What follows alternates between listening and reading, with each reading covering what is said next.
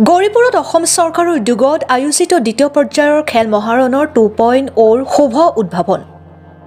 ধুবুৰী জিলা ভিত্তিক প্ৰতিযোগিতা খেল মহাৰণৰ 2.0 গৌৰীপুৰৰ মহামায়া খেলপথাৰত উদ্ভাৱন কৰে ধুবুৰী জিলা আয়ুক্ত দিবাকৰ নাথে। উল্লেখ্য যে এইবাৰ ধুবুৰী জিলাৰ ভিতৰত গৌৰীপুৰ, গোলকগঞ্জ, বিলাসীপাৰা আৰু বীৰসিংহ জৰুৱা সমষ্টিৰ 3 লাখৰো অধিক খেলুৱৈয়ে পঞ্জীয়ন কৰিছে বুলি জানিবলৈ দিয়ে।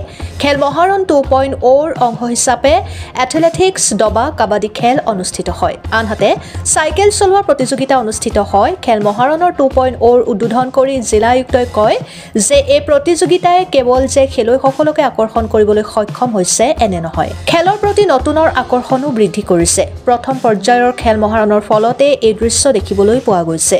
উল্লেখ্য যে ৰাজ্যৰ প্ৰতিভাৱান খেলুৱৈসকলক উৎসাহ প্ৰদান কৰাৰ উদ্দেশ্যে বিগত বৰ্ষত ৰাজ্যিক পৰ্যায়ত খেলি অহা সকলোকে সম্বৰ্ধনা দিয়া হয়। প্ৰথম পৰ্যায়ৰ খেল মহাৰণতকৈ এইবাৰ খেলুৱৈসকলৰ সংখ্যা বৃদ্ধি পাইছে বুলি জানিবলৈ দিয়ে।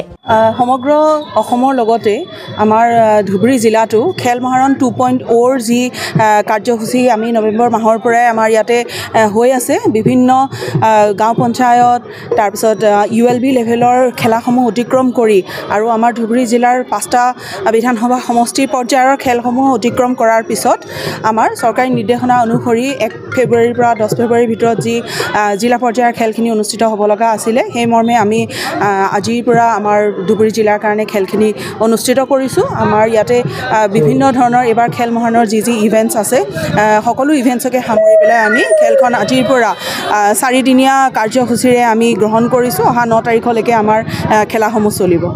কি খেল এই ইভেণ্টখিনিত এইবাৰ আমাৰ football, kabaddi, volleyball, athletics, swimming, চেজ আৰু লগতে road cycling with traditional cycle, এইখিনি ইভেণ্ট আমাৰ আছে।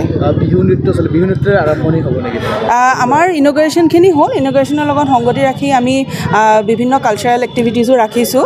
গতিকে উদ্বোধনী হিচাপে আমাৰ বিহু নৃত্য এতিয়া হ'ব।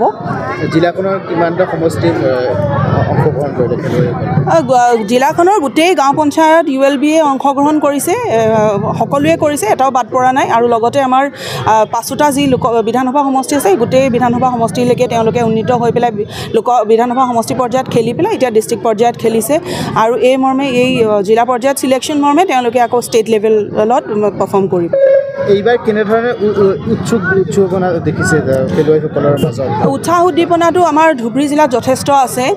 যোৱাবাৰ য'ত নেকি আমাৰ 1 লাখলৈকে আমাৰ ৰেজিষ্ট্ৰেশ্যন হৈছিলে, এইবাৰ আমাৰ 3 লাখলৈকে আমাৰ ৰেজিষ্ট্ৰেশ্যন হৈছে। তেনেধৰণে খেলুৱৈখিনি পাৰ্টিচিপেট কৰিছে। আৰু এইবাৰ যিহেতু নতুন কিছুমান ইভেণ্টো লোৱা হৈছিলে, যেনে চেজ, ৰোড চাইক্লিং, ছুইমিং, আগত যোৱাবাৰ নাছিলে, এইবাৰ সেইখিনিও লোৱা হৈছে। গতিকে খেলুৱৈখিনিৰ মাজত যথেষ্টখিনি উৎসাহ আমি দেখিবলৈ পাইছোঁ। Bureau' report, Suhana live.